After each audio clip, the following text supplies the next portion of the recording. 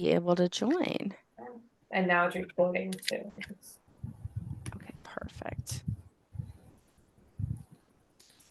And I'm sharing my screen now. Does that look good?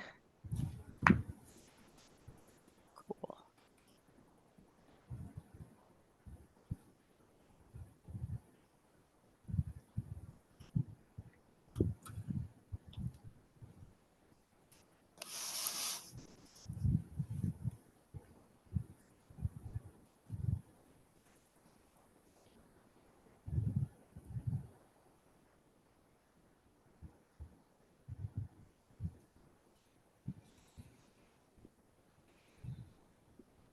So, do you both have Thanksgiving break next week?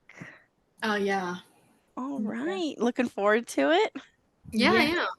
It's been a chaotic past couple weeks, so yes. Yeah. What year are you both in school now? I'm a I'm a junior. sophomore. Sophomore and junior. Cool.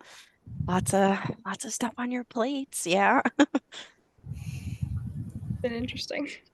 Yeah, we've been there. We get it. It's a lot. They really don't cut you any slack, do they? I still have dreams about it. Do you have like recurring dreams that you're back in high school?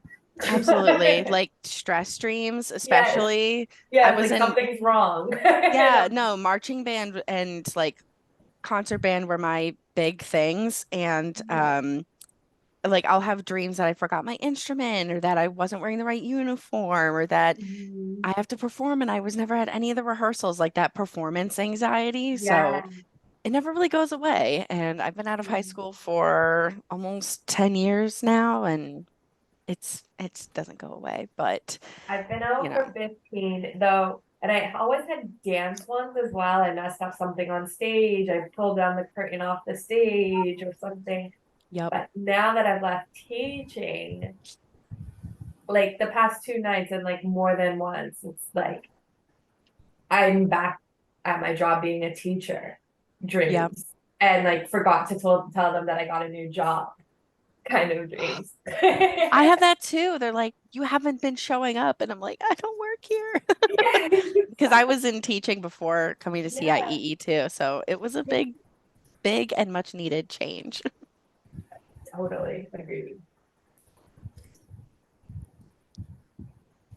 All right. Let's see who we got here. Looks like we have a couple people trickling in. That's great. Hi, everybody who's in attendance. Looks like we got about 7 people in the audience. We still got some time, so no rush at all. Thanks for joining a little early.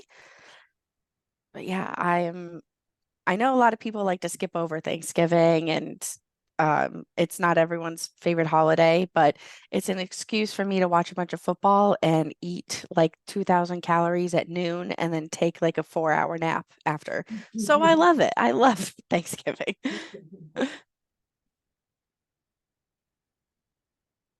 And I'm sure we all appreciate the break. For sure, that for Mhm, sure. mhm. This picture on the slideshow, I have to say, really makes me uncomfortable. I was telling Brooke earlier, like my nose was itching more than normal today, and this is not helping. And Did it's either not of you even experience from, this? Any bugs land on you while you guys were, maybe not in Amsterdam, maybe like one of these big bugs are a little less common compared to like Costa Rica, right? Yeah, Amsterdam, not that much. Probably a good thing though, right? Yeah, Costa Rica wasn't so lucky with that one. No. Yeah, we had a few years, and I'll probably mention this later on when more people are in and we're ready to go, but we have the Botswana Wildlife Program, and a few years ago they had to like pause classes right in the middle of the day because a zebra wandered into the classroom and was like, because they have like open air classrooms, right? And just zebra like wanted to hang out and learn, I guess. So oh my pretty cool. goodness. Yeah.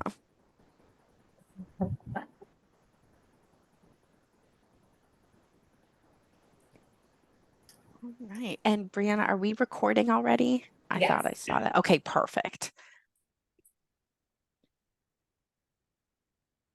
Awesome. Well, it is 7:01. I'll do a slow start so we can still get some more people trickling in with their questions so they don't miss too much. But hello, everybody. Thank you so much for attending the first workshop session of the virtual fair of 2023 for CIEE. We have two wonderful panelists joining us tonight that we will introduce in a sec, but thank you both, Brooke and Maja, for being here. Tonight, we are going to cover our sustainability programs. These are just sort of a general topic that you can find in multiple different types of programs. And we just wanted to give you an overview and hear from our alumni about what the programs were like, what the application process was like, and get your questions answered. So thanks to everyone for being here. Let's go ahead and dive right in. So, just some background on CIEE. CIEE is the largest and oldest study abroad group in America.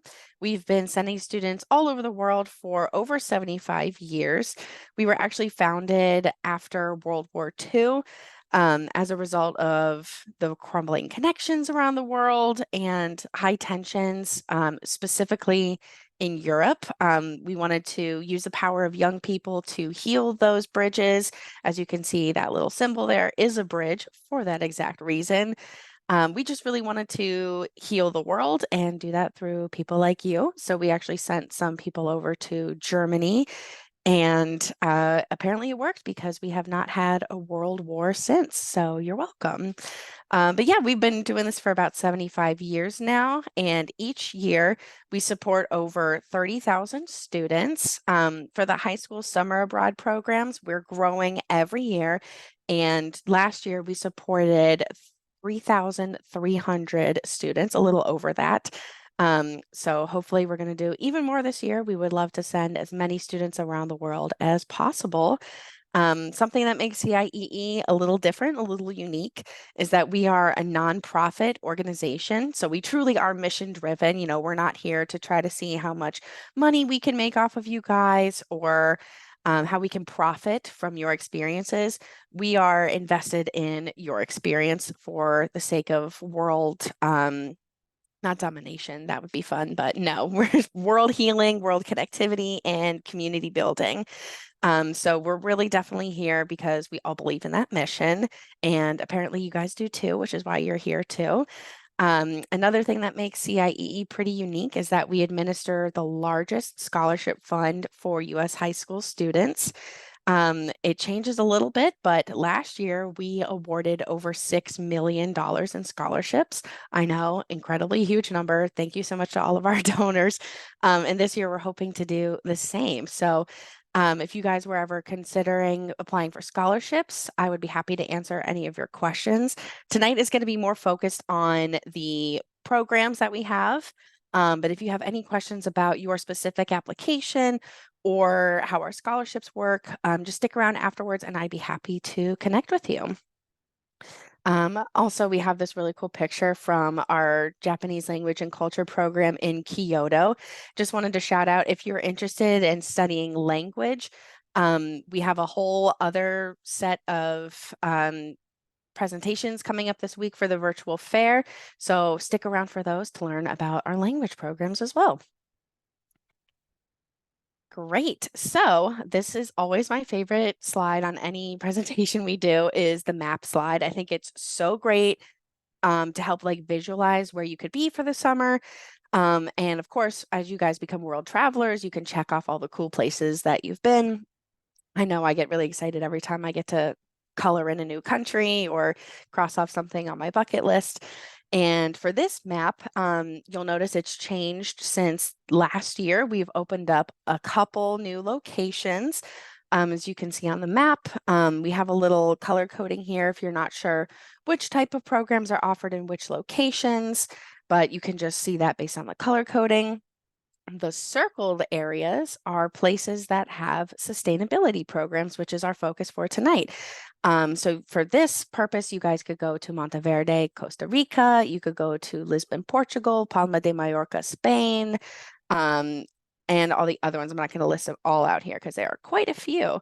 But yeah, these are a great starting point for researching your program. So let's go ahead and take a look here, and I will move right along. April, I see your hand is raised. So it looks like Brianna is asking what's going on with you, but we'd be happy to answer any questions you guys have.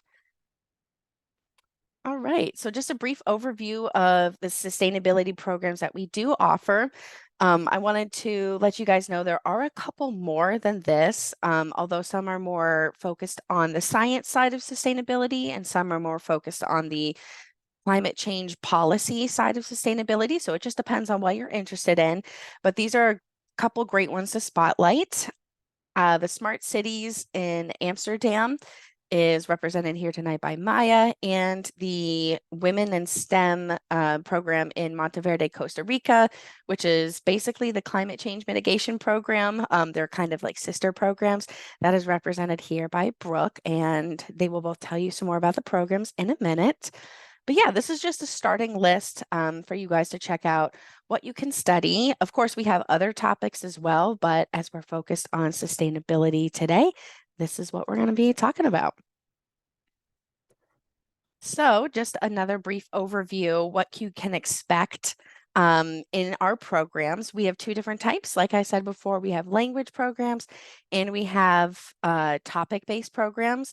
The sustainability ones are topic-based. So what you can expect is 2 to 3 hours of interactive classes or workshops in the morning. And then you guys will have a brief break for a meal around lunchtime. And then you'll be together again in the afternoon for a cultural immersion activity. And then after that, you'll have a couple hours, usually like 1 to 2 hours to explore. Maybe go grab a coffee if you're in the city, or maybe relax or catch up on your journaling that you have before it's time to get back together for dinner. On the weekends, for every program that we have, you can expect a day trip on one of the weekends and an overnight excursion on another weekend. Something that also sets CIEE apart is that those excursions are included in the price of your trip. So we're not going to tell you once you arrive, it's an extra $500 and then try to capitalize on your FOMO, fear of missing out, to go on the program excursions. We want everyone to have the same experience. So these are always going to be part of the trip that you guys are already paying for. So something else to keep in your back pocket. All right, and now on to our fabulous alumni. Maja, I'm going to turn it over to you first. If you could just give a little introduction about your program, where you are, maybe what year in school you are, and then go ahead and take it away about your favorite thing. So Maja, all for you. Hey, hi, I'm Maya. I am a junior in high school. I live in the suburbs of Philly, and I went on the Smart Cities and Sustainability program in Amsterdam this past summer. One of my favorite parts of this program was being able to explore how different cultures deal with sustainability and climate change, because it was a really cool opportunity to be able to go to a different country, especially one with the Netherlands, where like everyone's biking. There's just bikes all over the streets, which is really different to the United States, especially where I live. And it's really cool to learn how to create change both there and here where I live. Awesome, thanks. And Brooke, your turn. Okay, hi guys. My name is Brooke. I studied abroad this past summer in Monteverde, Costa Rica for the Women in STEM for Environmental Action program. I'm a sophomore in high school. I live in North Carolina. My favorite part of my program was the connections that I formed with like every single person that was there. My teachers were so incredibly talented and they knew so much about our country, and all of the students in the program became my best friends, and they were the most incredible people. Our teachers knew Costa Rica so well. They knew everything about there. It was incredible to learn under people that were like just so knowledgeable about what they were teaching. That's great. Thank you guys. Yeah, Brooke and Maja spent a lot of time preparing for this, and I'm so happy you can both talk about what the actual process is like, how the application went, what it was like being in the airport, and all the small things along the way that we might not be thinking about at this stage in the application. So thank you guys both for taking the time to be here. I appreciate it. I wish you guys were in these pictures too. I was just thinking that maybe we could have had like your Instagrams or something, but alas, these are still good ones. All right, so the first program we're going to be going over is our Sustainability in Monteverde, Costa Rica program. Brooke completed the Women in STEM for Environmental Action program this past summer, and she's going to talk about that now. So, Brooke, take it away. Okay, so my first slide, I just wanted to kind of touch on the different methods of sustainability that we use in Monteverde. As most people know, Costa Rica is like the middle of the rainforest. So naturally, we don't have a ton of like giant businesses and there's not like a ton of big problems, but still, Costa Rica is really, really sustainable. And we worked really hard to keep that sustainability up when we were studying abroad.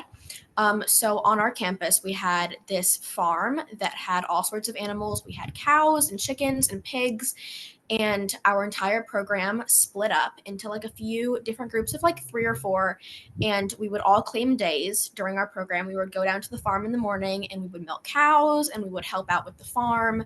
We would like clean, we would just like help out with whatever they needed.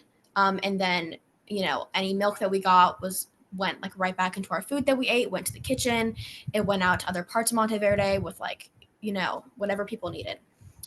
We did community service. Monteverde has 12 hours of community service that you get when you study abroad there. We went to a local clinic that was getting like a little bit more rundown, and we helped whatever they needed. It was a family that ran it, and they told us what they needed, and we all split up, and we all had different jobs. Me and my friends were all put on like the outdoor area of it, which was so fun because none of us really were great at gardening, so it was a first time experience for everyone, but we had a lot of fun with it. It lasted a very long time, but the family was so incredibly appreciative, and they gave us these like giant baskets of fruit after that they grew from like farms nearby.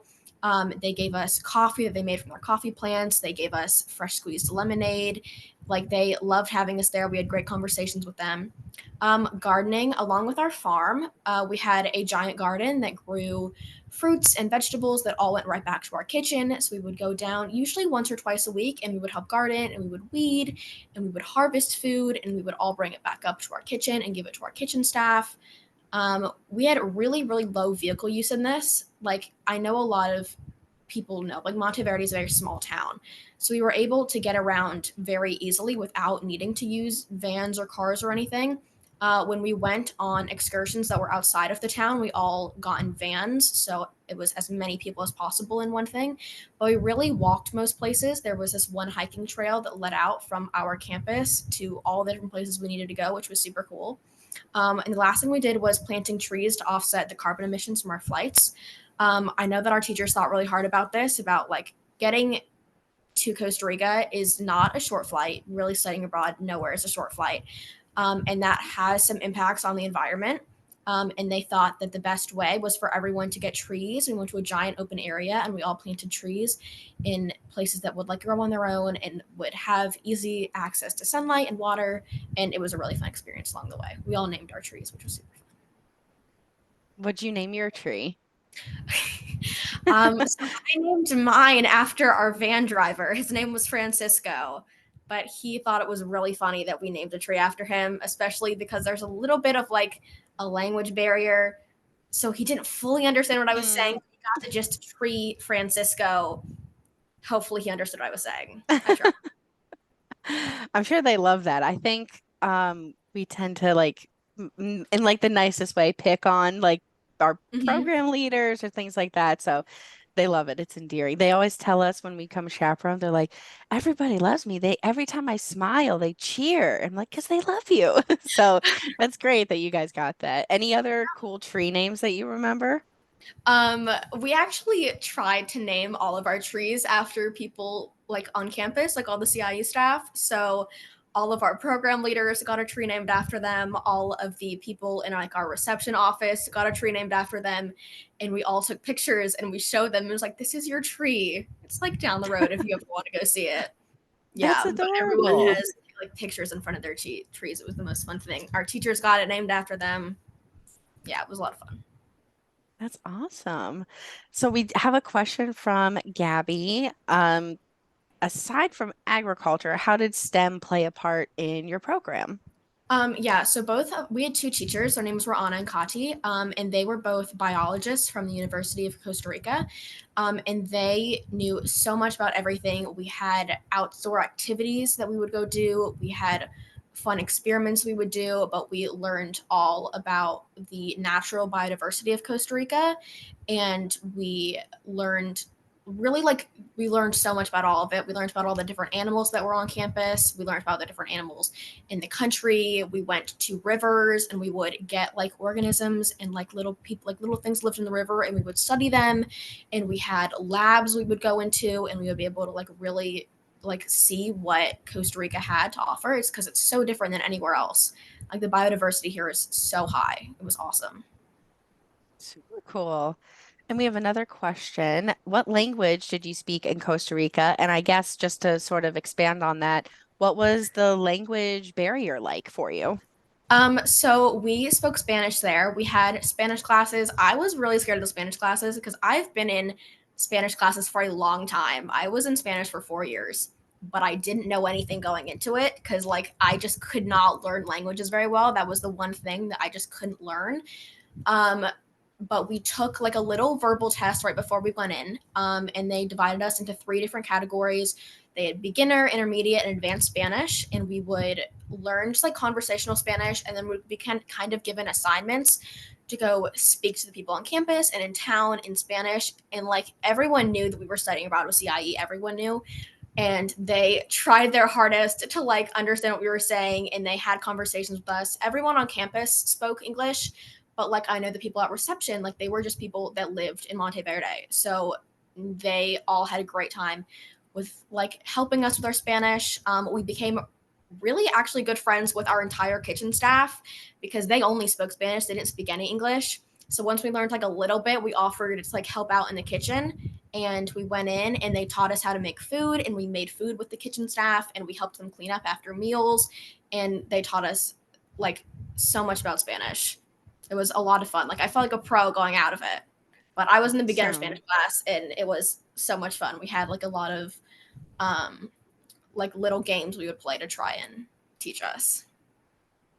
Perfect. Yeah, I'm glad that the language classes are still part of the non-language Mhm. programs, like to an extent, so that way you Mhm. can like, Yeah. communicate with people and it's not on them to all know English for Yeah. us.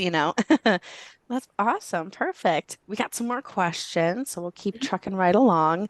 Um, Brooke, should I be going to the next slide for you, or Yeah, is you can do this whatever you want. It doesn't okay? matter. Let's see. Okay, perfect. I knew that you had a lot more pictures, so I wanted to Yes. highlight those. Yeah. So our It took next, a long time to figure out which ones to choose. oh, I bet you had like hundreds, right? Thousands. Yeah. Yeah, I was only in Korea for like 3 days, and I think I had like 300 photos by the end of it. So I can't imagine a 3-week program, the stuff you come back with.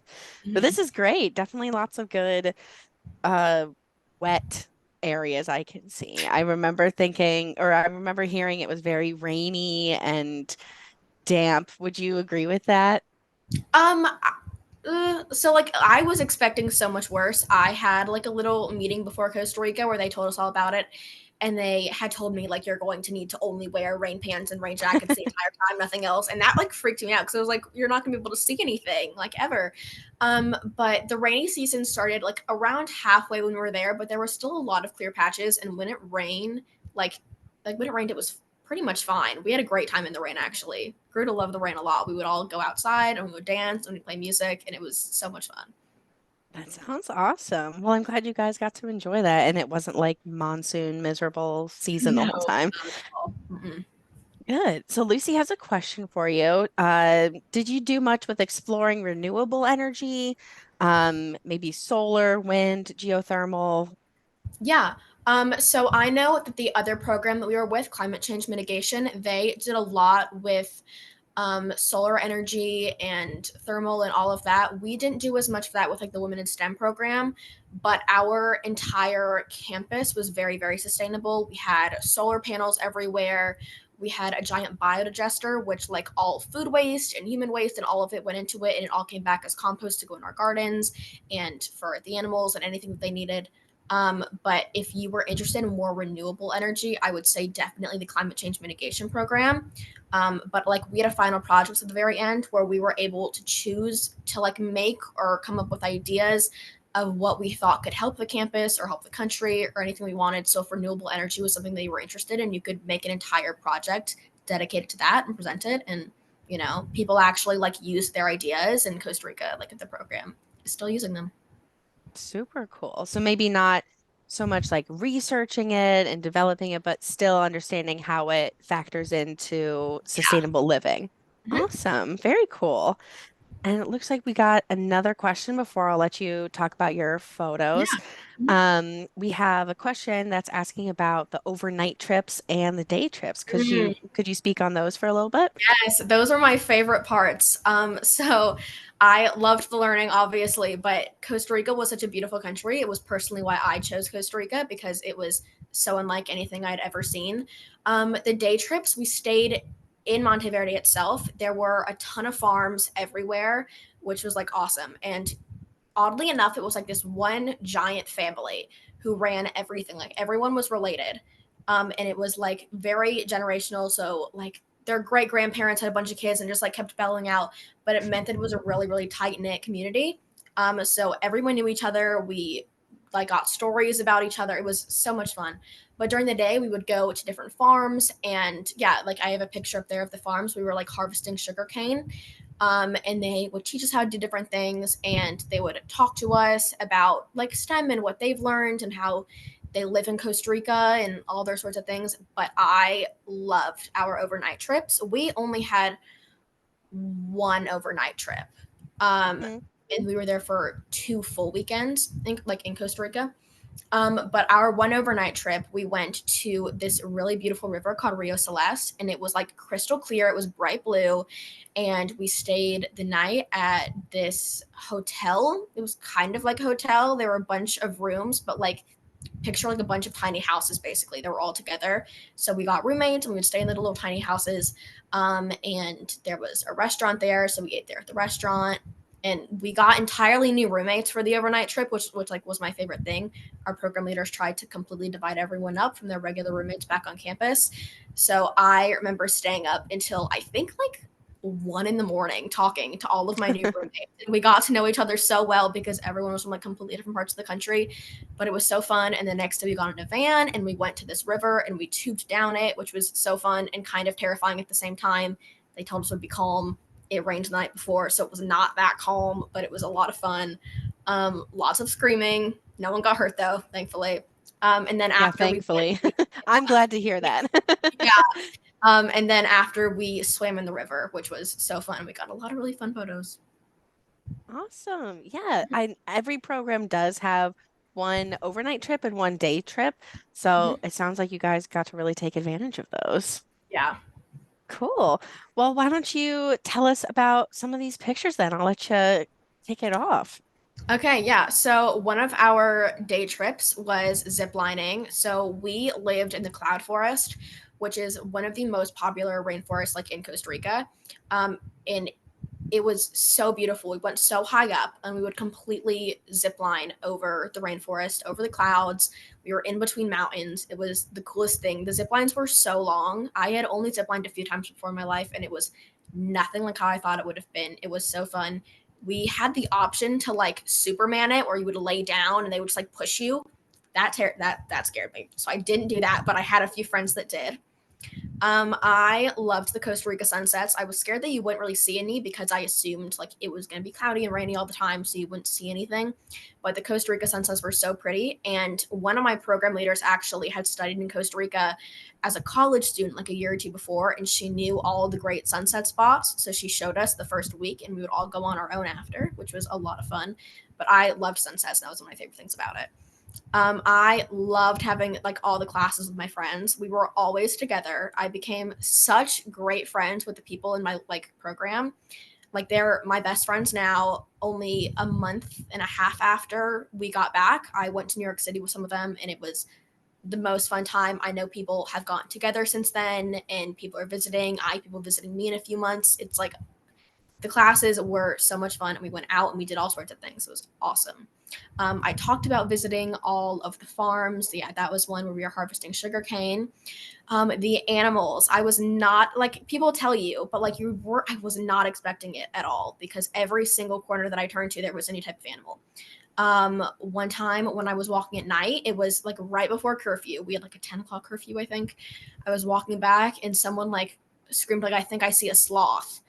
And up in the trees like really high there was a sloth, and we called all the people on campus down and they confirmed like it was a sloth, and we have such fun photos. They have these animals called coatis, which reminded me of like a red panda almost, which were everywhere. They're really smart too. We were told that we had to like lock all of our doors before leaving because they were able to open our doors and go into our rooms and take our food. So we had to lock all of our doors after us so they wouldn't get in. But we loved the coatis. You could see cows and chickens and all these types of birds everywhere. We saw monkeys in the trees. It's like we were just walking around. Like it was so much fun. We had weekly grocery store stops. We would be able to go and get drinks and food and whatever we wanted because we were eating like just what the kitchen staff gave us. Like we had our designated meals, they had options, but like if we wanted snacks from back home, they had majority of the snacks like I was expecting. Like they had the same big brands and stuff at the store along with a lot of Costa Rica specific ones, which was super cool. Making friends in our bungalows. That was we all stayed in bungalows, so we all had roommates during this. In like the first few days, we all just somehow ended up in the same room and we sat down and we talked for just like hours, and it was the most fun thing. And then by the end of the trip, everyone became such close friends that we became too many people to be in one room. So we all moved into our biblioteca, the like library, where they had couches and they had all these areas for us to hang out and these giant chairs. And we had people playing piano. We had singers there, like people, it's like students who are really good at singing, and they sang for us and we got to sing along with them. We had a bunch of like karaoke with each other.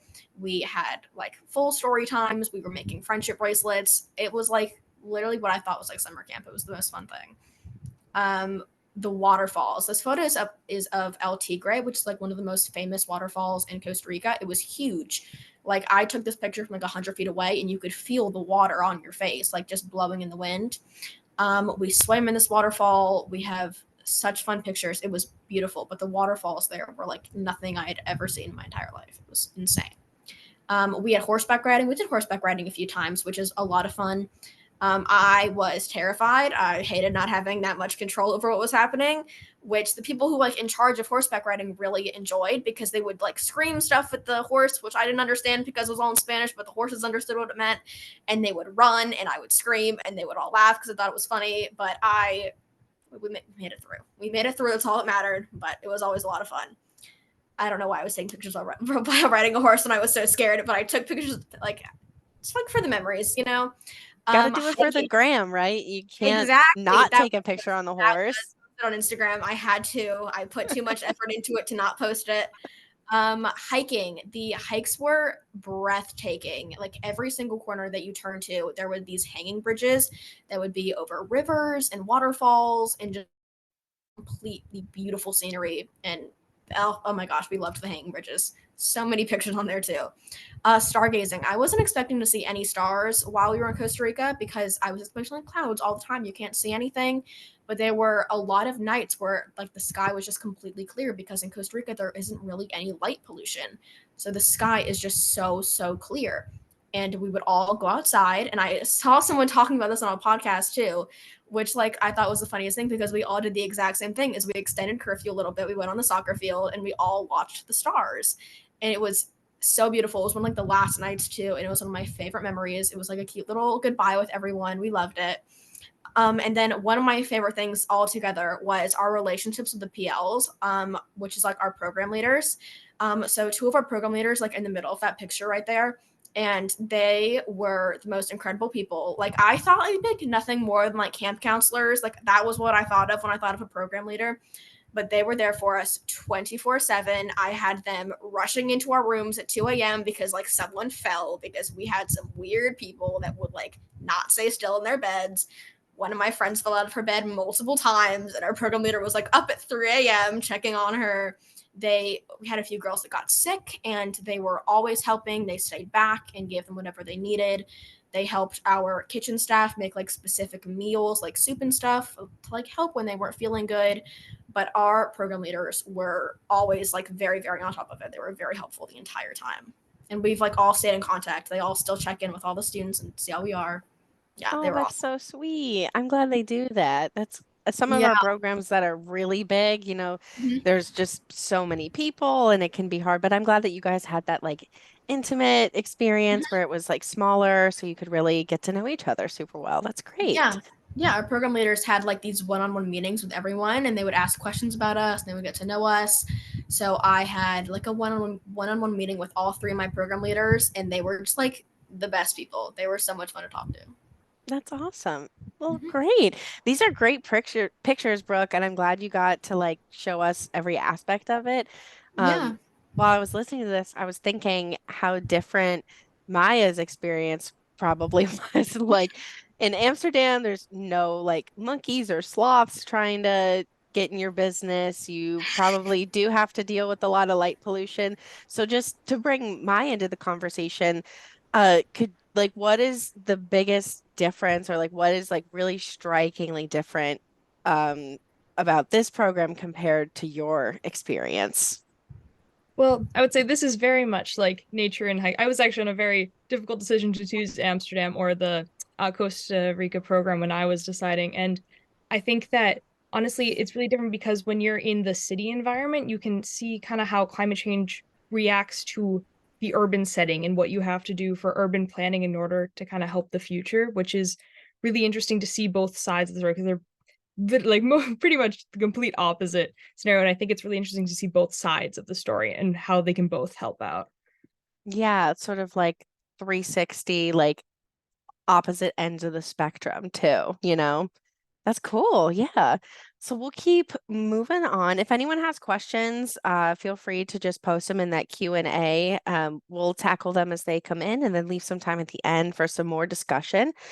But yeah, now that we have seen all the amazing stuff that Costa Rica has to offer and the hands-on jungle-like experience, I always tell kids it's kind of in the middle of nowhere. Um, Brooke, did you have to take that 3-hour bus ride from the airport to the bungalows in the campus? Yeah, we did. I did not know that you knew about that. Oh, I Yeah. know everything. Oh, obviously. No, they did a good job splitting it up. When I got to the airport, there was a good amount of people there because I took the group flight in, and like a Mhm. majority of the people in my program took the group flight. But they drove us like 15 minutes away to this local restaurant that was like on the second floor of something. And that was like when I really saw Costa Rica for the first time because it was like 360 views all around. It was like an open restaurant. It was the coolest thing.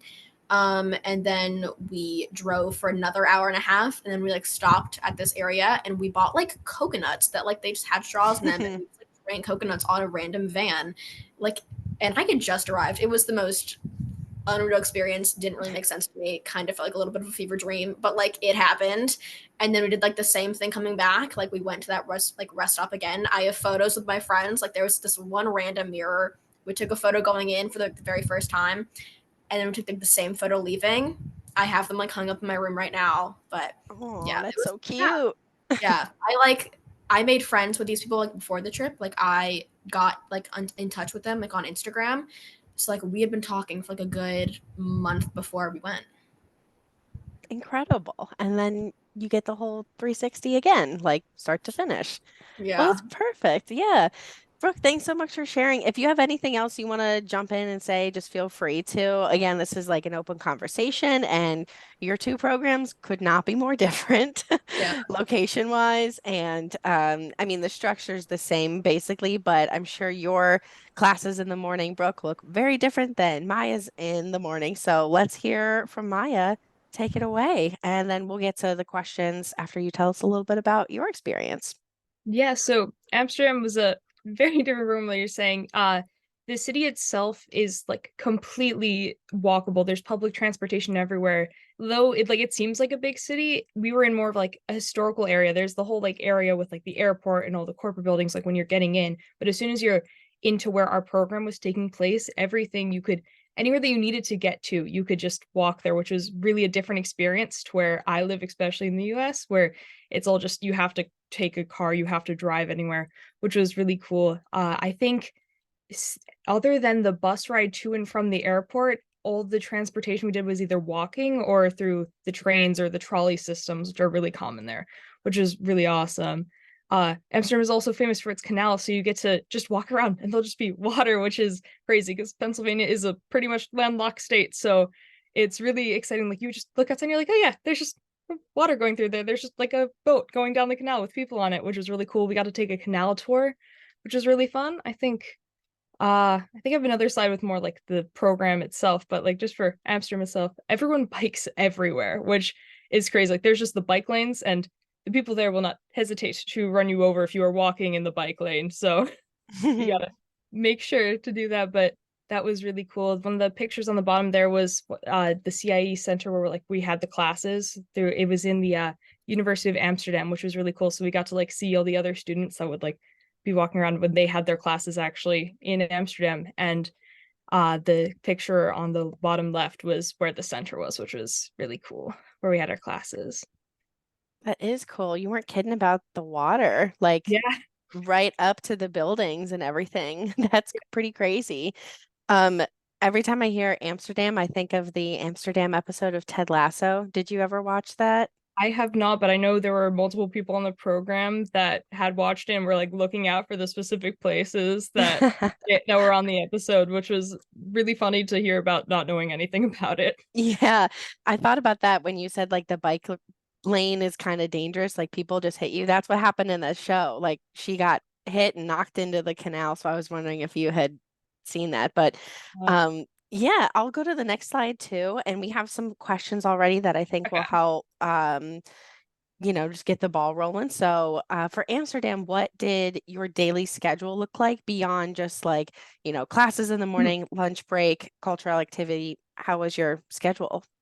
So in the morning we stayed at a hostel, so we would all be in a group, so we'd all have breakfast there, and then we'd head off to classes, which would then look like every once in a while we'd have like a guest speaker come in that would actually like work in the field of either like smart cities and AI or sustainability, and would build on what we were learning throughout the class. We talked a lot about the sustainable development goals that's the main like structure for what a sustainable future for the entire world would look like. So they would come in and tie things in, which is really cool. And a lot of times in the afternoon after lunch, we would either go to a specific location that would kind of build on that, or we would go to a different museum that would also focus on that. So we went to a fashion museum that was all focused on the new fashion for the future, essentially. So instead of using all the things that we're doing now, which are not very sustainable, looking at things that we can do and that are in the works, which was really interesting to see.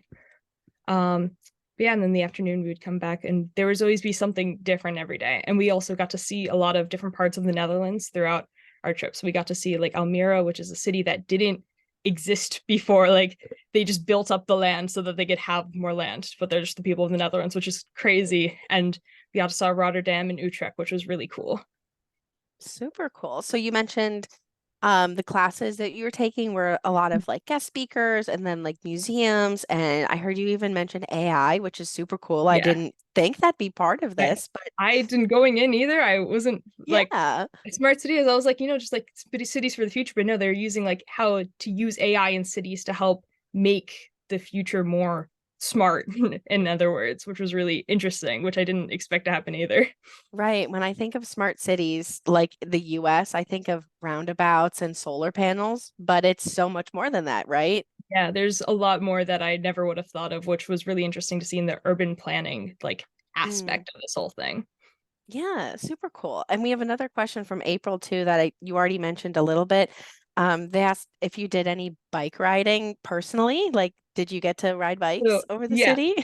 so bike riding in like the center of Amsterdam is not gonna lie, the bikers there are very aggressive. Like they know what they're doing. It's essentially like what the roads are here in the US, but like everyone is on bikes. So biking was not like the most encouraged in the middle, but there was a day on the last side where we got to go to the forest in Amsterdam, which was really cool. So everyone on the program got to go on bikes, and there were just like paved roads throughout the woods, and we were just kind of like set free for like the day, and like we met up like for lunch and stuff, but we got to like bike the whole day, which was really fun. And that was a really cool experience. That sounds cool. We should get like a 30-person tag along bike and have That would everyone on it. You couldn't turn, but it'd be fun It for would the be really straightaway. interesting. Yeah. Cool, cool. So we'll take a pause real quick on questions so you can talk about this beautiful slide and then we'll get back to Yeah. questions. So the top like left picture up there in the city of Almere, there's an upcycling center. So like instead of having a recycling center where people would bring things to just like, recycle, be brought into something new, they had the process of upcycling, which is essentially taking things that are already made and just using them kind of as is to create different things. So people would just bring in everything that they weren't using anymore, like clothing, building materials, and they would all be donated to like different people who are creating businesses based on upcycling. So there would be different rotating like artists or business people that were so you got to see a lot of different things that people got to make, which was I don't think an upcycling center exists anywhere else. And it was really interesting to kind of see that this is just like a thing here, which was amazing. On the bottom left, there is the bike garage in the center of Amsterdam. They're just this giant building. I don't think the picture does it enough justice, but like thousands of bikes. Like people just come in from the train station, like they just drop off their bike there and they just leave it and then they go off to work and then they come back in the end of the day and pick up their bike again. And it was just so many bikes. And my area, like if I try to bike, it's a kind of a challenge to not get hit by a car, which is sad because I love biking and it was kind of like, oh my God, there's just people bike here. It's so cool. And that was an amazing experience. The middle bottom was a picture of Utrecht near their train station. That whole thing, it's like these cool like glass bubbles on the top. So it was just an insane like work of architecture. So you could just like stand under there, like if it was raining, and you would be like perfectly fine, which was really cool.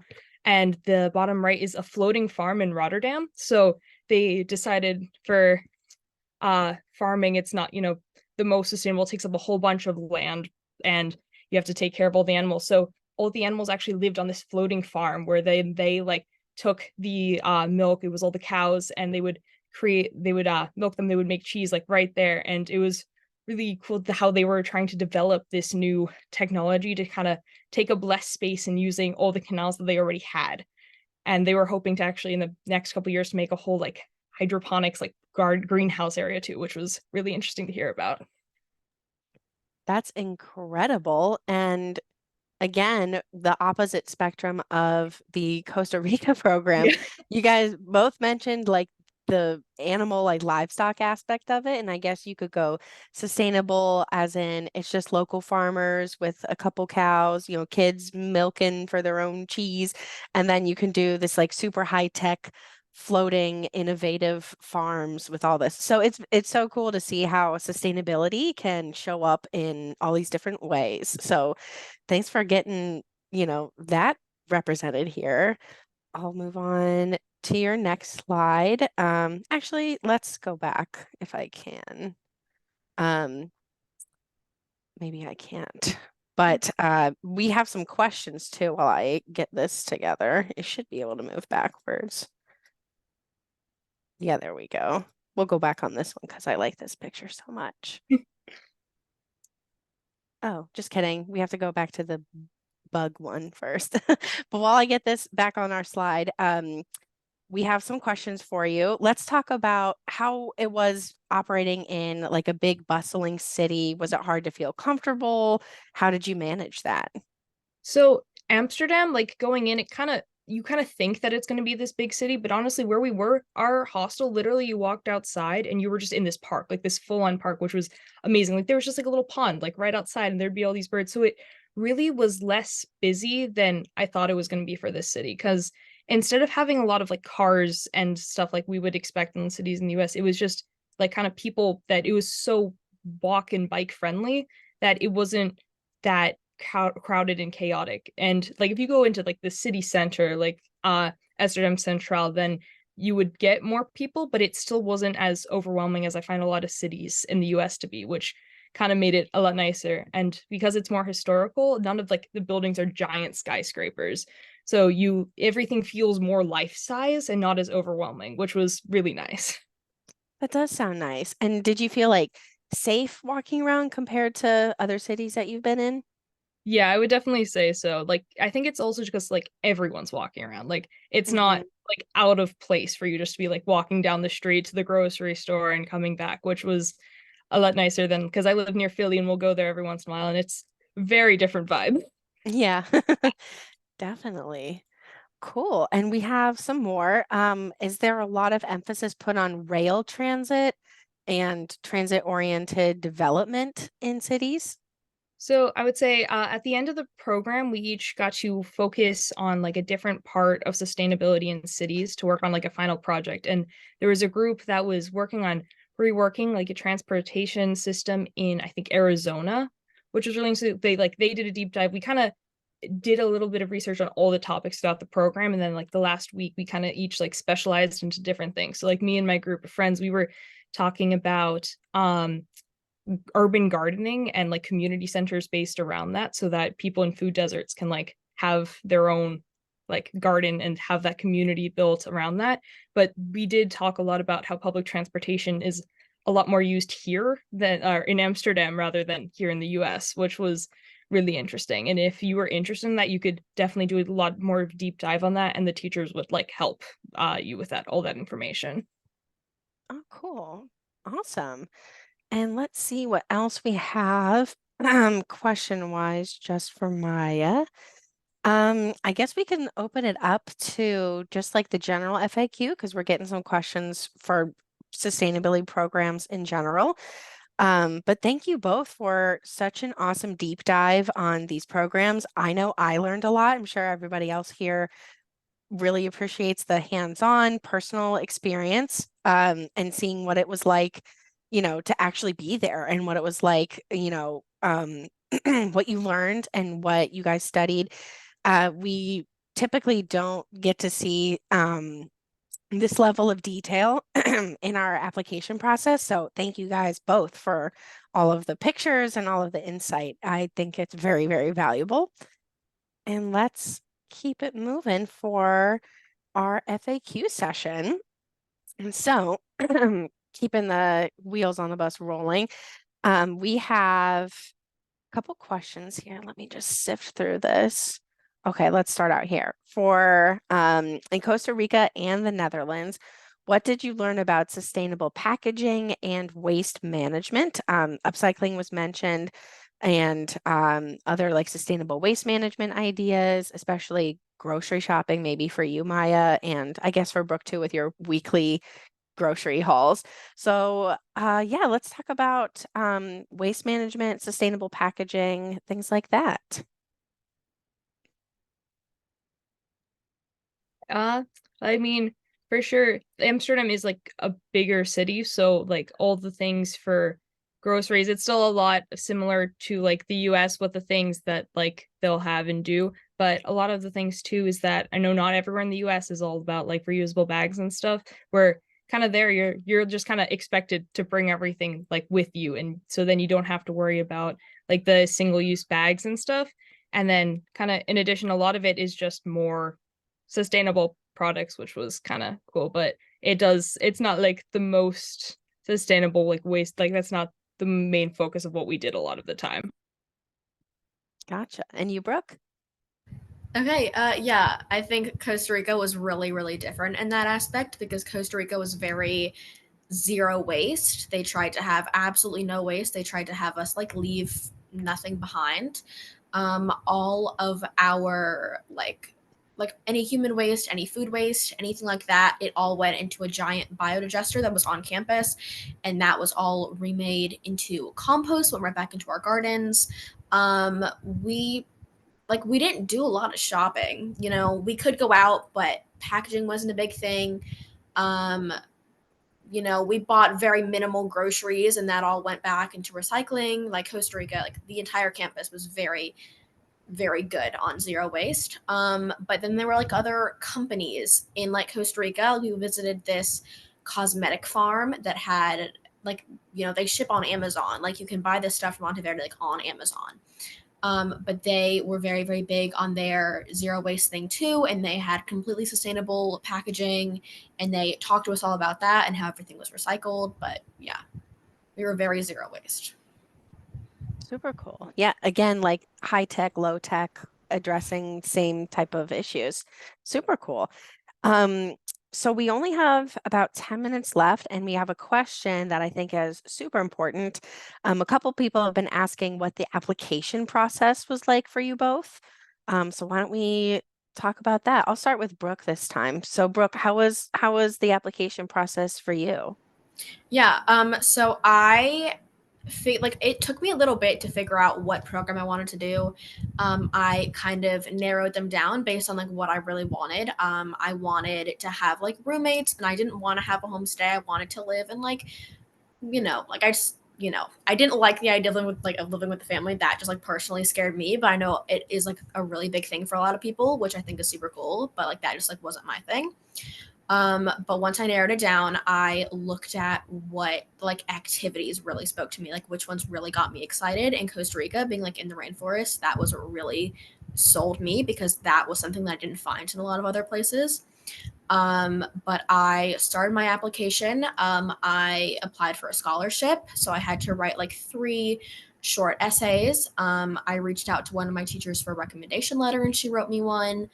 And I submitted my application in November, and I submitted it. And then the day that my teacher submitted her recommendation letter, I got accepted like 3 hours later. So I really did not, I had to wait like a week to figure out that I got in, which I thought it would be like a very long process. I was prepared for like a few months, but it took a week, and I was so relieved, and I got to be excited about it so early on. So I applied like November 25th, I think, last year.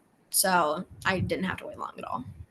Nice, nice. I'm happy to hear that as someone who helps with application review. I'm glad that we didn't make you wait too long. So that's great. And you, Maya, how was your process? Yeah, so I did the scholarship as well. So it was also like the 3 essays, teacher recommendation. So I was waiting for, I think, one of the scholarship decisions because I submitted, I think the deadline last year was, I think, sometime in February. So I think mine was submitted like later in like January. So we were waiting for the final thing, and I remember like checking the website to see if it reloaded, and then like the email came in, which was really exciting. But yeah, it was 3 essays. I also had kind of a hard time narrowing down the programs. I think it was 3 different sustainability programs in different countries. And like I was kind of thinking like both what country do I want to like see and explore, and what programs are more interesting. And I didn't really know much about like smart cities at all. And I was like, that's kind of cool. And I wonder if that'll be interesting to me. And now I'm taking an architecture class next semester at my school, which was kind of interesting. I was like, I kind of want to pursue that, which was really cool. Super cool. Yeah. So just to clarify, we have two different types of scholarships that we offer. We have the merit scholarship and then a need-based scholarship. Depending on what you're applying for, we have different deadlines. So if you're unsure at all, you can just reach out and we'd be happy to answer your questions. Um, but yeah, I'm glad that you both had a pretty easy application process. I think people hear essays and teacher recommendations and they think it's some like giant long application that's really scary. Was it maybe easier than you both thought? Yeah, for me, it was a lot easier than like I was thinking. I thought it would be a really long process. I started really early because I was thinking like this is going to take me months to complete. But like I set my mind to it, and it really didn't take me too long at all. Yeah, and I think with the essays, when it's kind of talking about things that you're like genuinely interested in and that you want to do, it's a lot easier too, because you just kind of have a lot to say, and that definitely helps. Nice, cool. And we have some more questions. Casey asks, are scholarships first come, first serve? Not necessarily, although our programs do tend to fill up, so we don't want you to wait for too long. And as the screen says, the final scholarship deadline is January 24th. So as long as you apply before then you'll be considered for both the merit and the need-based scholarship. We also have some other questions about what the travel process was like that I think would be good to talk about. We have a student who's already been accepted for the Lisbon Sustainability Program for the summer, who might be a little nervous about not traveling with parents. So if you could talk about what the arrival, departure, flight booking process would be like. Yeah, so I personally didn't take the group flight because there was one that was closer to my area that was more accessible for me. And I was also a bit nervous going in. That was actually one of my main stressors, but it ended up being a lot easier than I thought. There was a way for my parents to also like get like a pass where they could just come up to the gate and drop me off, which was really nice. And that kind of lessened it a lot. And I met like actually the person sitting next to me on the plane had been on a study abroad program in high school and was like going back to visit their host family, which was really cool. And I think that once you kind of there and once you like landed in the country, there was a big like group chat with all the program leaders and they like kind of helped you to get through the entire process of getting like into the country through like all the immigration stuff. And then we all met up and were able to like get on a bus to make it to the hostel. So it was everyone was there to support you the whole way around. Like my flight was delayed. They were like texting us to make sure that we were good. And it was overall a much more positive experience than me freaking out about it was was expecting it to be. Cool. And Brooke? Yeah, so I took the group flights. It really depends like where your flights go, like just depending on where you study abroad. But because I was still just like on this continent, I went to Miami. So I was on the same coast. I went from Charlotte to Miami. And when I got to the airport, there were like 45 people that were all there for the group flight. I was expecting a very little amount because like it should just be easier.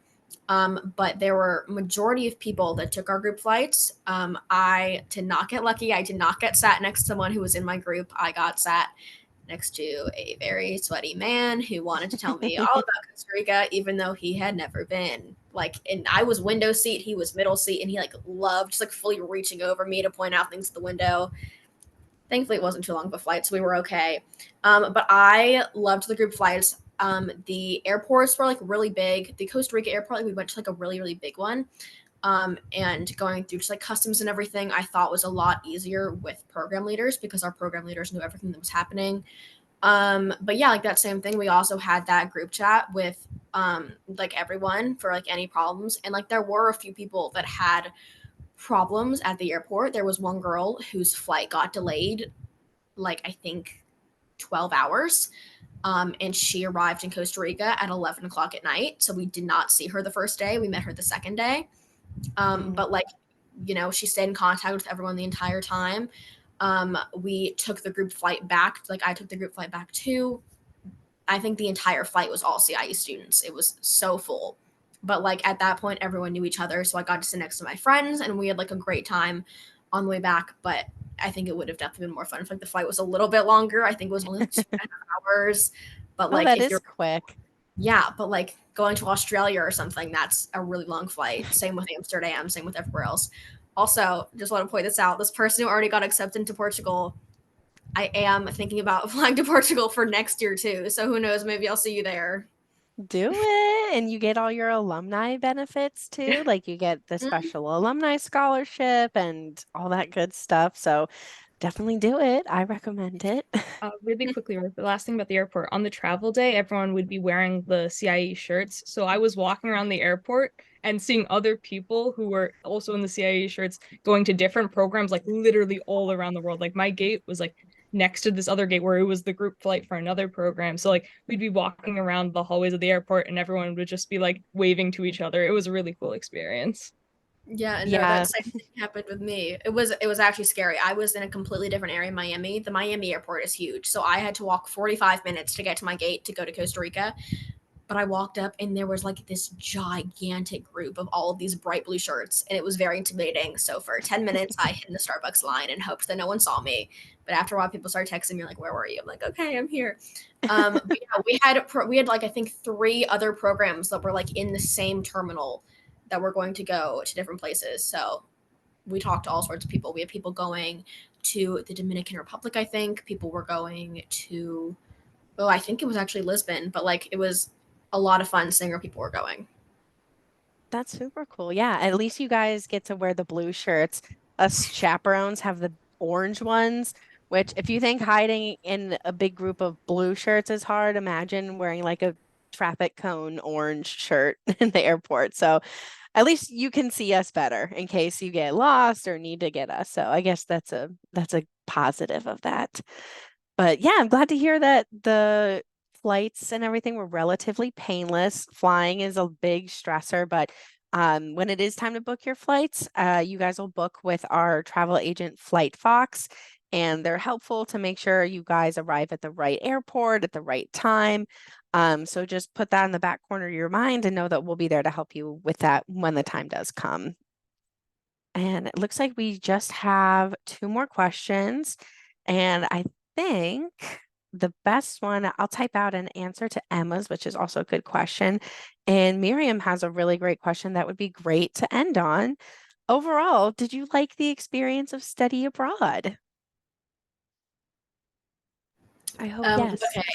Yeah, I loved studying abroad. I think I went into it with like really different expectations. I thought like, oh, great experience, it'll be a lot of fun. But like everyone that I talked to about it was like, this is going to change your life. And I'm like, okay, guys, you're being dramatic. It's not going to change my life. Like, it's 3 weeks. But it really, really did change my life. Costa Rica inspired me in a way that, like I never thought was possible, and it like created the best connections, the best friendships. I learned so much, and it like sparked such an interest for like just STEM in general for me. And like, yeah, Costa Rica really, really changed my life, and I did not think it would happen. But I loved studying abroad. I had the absolute best time. Awesome. Yeah, I also pretty much have only good things to say. Like the first kind of couple days of classes, a couple of us were kind of put into a group just like based on random things to like play a game based on sustainability. And then kind of from there, we kind of formed a friend group. And like for the rest of the program, we were like completely inseparable. And I'm like still like friends with them to this day. We have a group chat. We're like trying to play D&D together, but we had so much fun. There was so much that we got to experience that if I just like traveled to Amsterdam, I wouldn't have been able to experience in the same way. Like it was just an amazing way to see everything along with a group of peers who are also completely interested in like the same things as I was, which is not like the easiest thing to find out in the world, just like wandering around, which was amazing. I'm so glad that I was able to do this program, and I think it definitely changed like how I what I kind of want to do in the future. And it was just I don't have anything to bad to say really about it. It was awesome. Cool. Well, thank you guys both. This was a really informative, detailed, and frankly inspiring session. I hadn't thought about going to Costa Rica or Amsterdam before hearing all the cool stuff that they both have. So, thank you both for your time. And thanks everyone in the audience for such amazing questions. We were kind of worried, is there going to be a lull? Are people going to have things to say? And I feel like I wish this would have been even longer. So yeah, thank you to everyone. Just as a quick reminder for your exit tickets, basically, if you apply by December 1st and submit your completed application by midnight, then you're automatically entered into our raffle to win a free flight for your trip. Additionally, like I said earlier, each year we award more than $6 million in scholarships. So if you think you might need it, apply for it. We are basically throwing money at you, and we'd be happy to make your travel dreams come true. The final deadline to apply with scholarships is January 24th at midnight. It's a Wednesday, so make sure that you don't put it off to the end of the week if you're one of those procrastinators like I definitely am, and get everything submitted by then, and we would be more than happy to consider you for scholarships. So, as everyone clocks out and enjoys the rest of their night, if you were like, oh, this was incredible, I can't wait to learn even more about CIEE and their other programs. If for some reason you weren't sold on these two incredible programs and our amazing alumni, we have even more sessions coming up this week. They always start at 7 p.m. Eastern time. They're just running Monday through Thursday this week. You can scan this QR code and get the full schedule. If you have any questions, you are always welcome to send us an email. Our email is hsabroad@ciee.org, as in high school abroad at ciee.org. And our phone number is, I never have it memorized, it is 866-583-0332. That's all over our website. So if you didn't have a pen nearby or if you're forgetful, it's all over the place. It's pretty hard to miss. So with that, I will go ahead and wish everyone a great evening. Thanks again, Brooke and Maya, and thanks, Brianna, for being our awesome tech support and helping out with some more questions. This was a great way to kick off the virtual fair. So thanks, everybody.